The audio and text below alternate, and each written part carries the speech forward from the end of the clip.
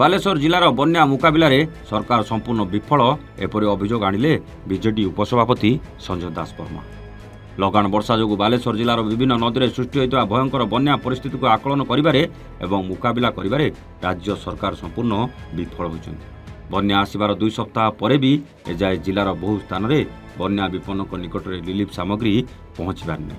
ବନ୍ୟା ପାଣି ପଶି ଘର ଭାଙ୍ଗିଥିବା ଲୋକଙ୍କୁ ପଲିଥିନ୍ଟିଏ ମଧ୍ୟ ଯୋଗାଇ ଦିଆଯାଇପାରିନାହିଁ।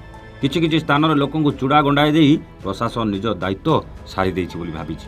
ବାଲେଶ୍ୱର ଜିଲ୍ଲାର ବନ୍ୟା ଅଞ୍ଚଳ ଗସ୍ତରେ ଆସିଥିବା ବିଜେଡି ରାଜ୍ୟ ସଭାପତି ସଞ୍ଜୟ ଦାସ ବର୍ମା ଏଭଳି ଅଭିଯୋଗ ଆଣିଛନ୍ତି। ତେବେ ଶୁଣି ନିଅନ୍ତୁ କ'ଣ କହୁଛନ୍ତି ବିଜେଡି ଉପସଭାପତି ସଞ୍ଜୟ ଦାସ ବର୍ମା।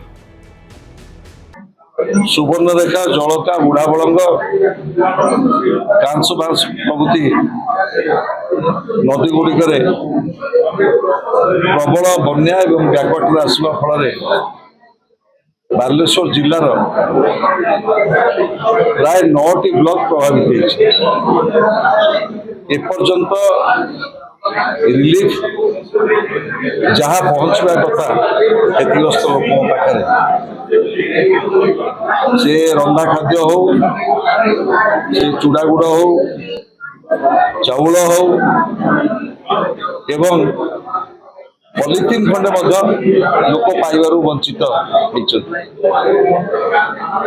ଏବଂ ବିଶେଷ କରି ବାଲେଶ୍ୱରର ଚାଷୀ କୂଳ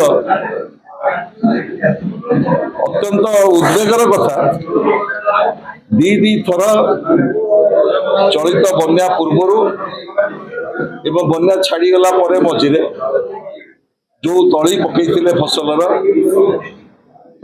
ଏବଂ ଯୋଉ ରୋଇଥିଲେ ତା ସମ୍ପୂର୍ଣ୍ଣ ଭାବରେ ନଷ୍ଟ ହେଇଯାଇଛି। ମୁଁ ଦାବି କରୁଛି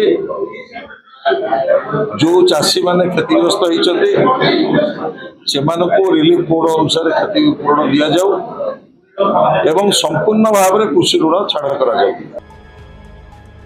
ବାଲେଶ୍ୱରରୁ शेख आजरुद्दीन का रिपोर्ट, एवान ओडिशा।